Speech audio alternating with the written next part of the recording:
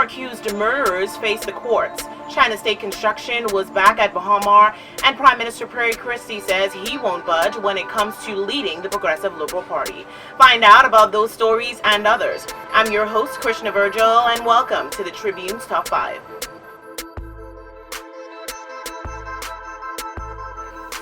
Tensions flared as scores of Grand Bahamians gathered outside of a courthouse to get the first glimpse of the four men accused of killing a husband and wife on the island. Paul Belizaire, 29, and Devon Hall, 22, both of Pinedale, 8 Mile Rock, Alan Alsame, 22, of Hannah Hill, 8 Mile Rock, and Virgil Hall, 22, of Greenfell Avenue in Columbus Drive, Freeport, were formally arraigned before Magistrate Gwen Claude in the 8 Mile Rock Magistrates Court on Monday. The four men are accused of killing Barry and Sheena Johnson in Deadman's Reef, West Grand Bahama. The accused men were wearing bulletproof vests when they arrived at the courthouse shortly after 10 a.m. under heavy police guard. A large crowd of onlookers who gathered behind barricades shouted at the men as they arrived and as they were escorted to police headquarters in Freeport after their arraignment. The accused men were quickly escorted inside the small courtroom where only relatives and close friends of the deceased were seated. Devon Hall appeared to be hurt as he was limping as he entered the courtroom. The atmosphere inside the courtroom was tense and police had to call for order when relatives began verbally attacking Devon Hall, who had complained about his leg as he was being escorted into the courtroom. At one point, a distraught relative of the victims became emotional at the courthouse and had to be restrained by officers after leaving the courtroom. The four men were also charged with armed robbery.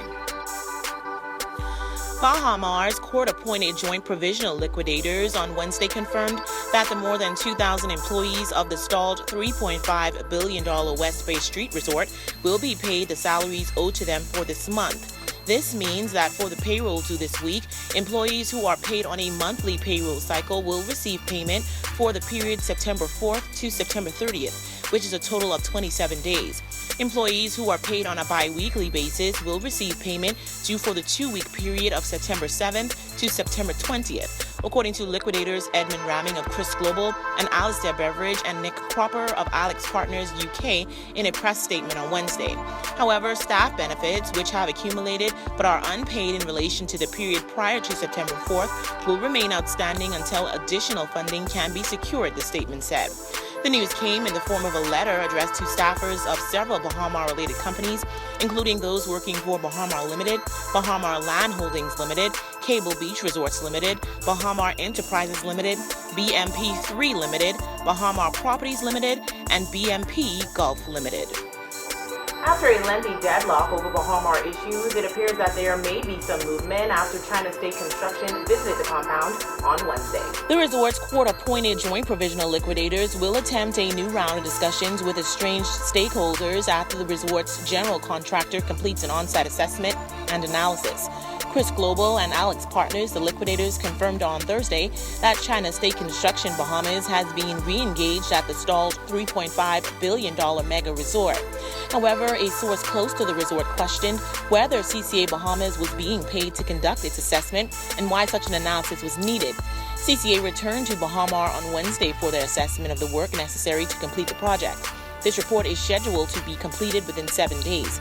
The liquidators said, quote, with one exception, that filing was later dismissed by the Delaware courts, and when Bahamian court-appointed Bahamas-based Chris Global and UK-based Alex Partners on September 4th, the liquidators immediately engaged in talks with CCA. The announcement was the result of those talks, end quote.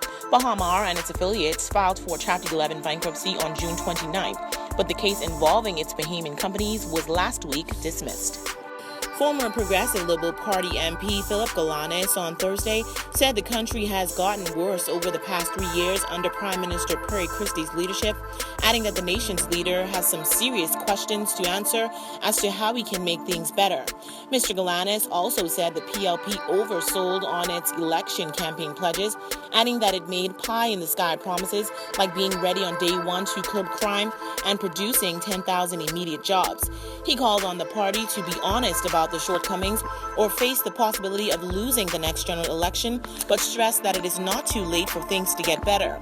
His comments came during his appearance on 96.9 FM's radio talk show Jeffrey with host Jeff Lloyd. This came a day after State Minister of Investments Kailash Rule said the country is in a mess by many measures. During During his wide-ranging interview, Mr. Galanis spoke about numerous matters involving the PLP, including Mr. Christie's performance, Deputy Prime Minister Philip Brave Davis's potential leadership bid, and whether PLP Chairman Bradley Roberts and certain government parliamentarians should be renominated. Prime Minister Perry Christie says he will not be told when to demit office as the Progressive Liberal Party's leader. Mr. Christie spoke frankly to party supporters on Sunday, telling a crowd that he would not allow anyone to put, quote-unquote, a proverbial political gun to his head, dictating to him when to step down as party leader. Speaking at a Progressive Liberal Party Women's Branch meeting at PLP headquarters, Mr. Christie said the party may be embroiled in a divisive race at its November convention instead of focusing on the important issues of crime and unemployment. Mr. Christie also revealed that several members of his cabinet have asked him to stay at the helm of the party during such perilous times. PLP insiders have speculated that Deputy Prime Minister Philip Brave Davis will challenge Mr. Christie at the convention. Following the remarks, PLP stalwart councillors and delegates told the Tribune that they expected that Mr. Christie will not only emerge from November's convention as party leader once again, but that he will lead the PLP into the next general election. None of them expressed an interest in seeing Deputy Prime Minister Philip Brave Davis challenge Mr. Christie. In fact, most said they do not expect a leadership race to take place at the convention at all. Some of the PLP delegates revealed that those who may wish to take on Mr. Christie, 72, would encounter great difficulties if they do so. Want to get in on the discussion? Well, here's how you can. Just log on to our website at www.tribune242.com, like us on Facebook, the Tribune News Network, send us a tweet at Tribune242, or subscribe to our YouTube page, Tribune242.